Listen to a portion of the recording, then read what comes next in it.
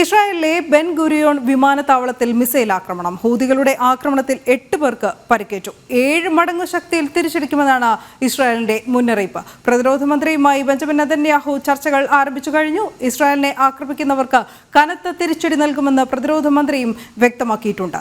ഐസൻ ജോസ് വിവരങ്ങൾ നൽകും. ഐസൻ, കനത്ത തിരിച്ചടി നൽകുമെന്ന് ഇസ്രായേൽ ഹൂതികൾക്ക് മുന്നറിയിപ്പ് നൽകി കഴിഞ്ഞു.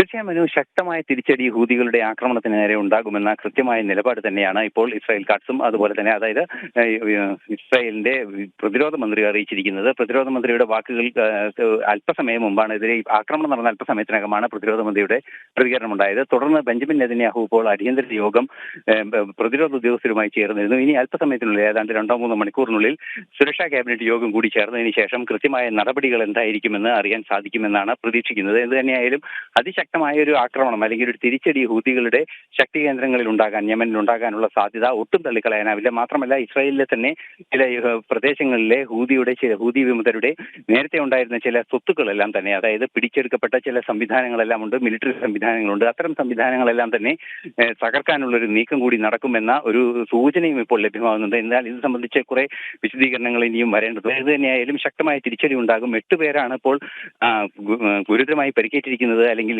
ഗൗരവതരമായ രീതിയിൽ പരിക്കേറ്റിട്ടുണ്ട് എന്ന വിവരമാണ് ഇപ്പോൾ പുറത്തു വരുന്നത്. എങ്കിൽ കൂടി വലിയ മരണം സംഖ്യ, അത്തരത്തിലുള്ള വലിയ പ്രശ്നങ്ങളൊന്നും ഉണ്ടായില്ല.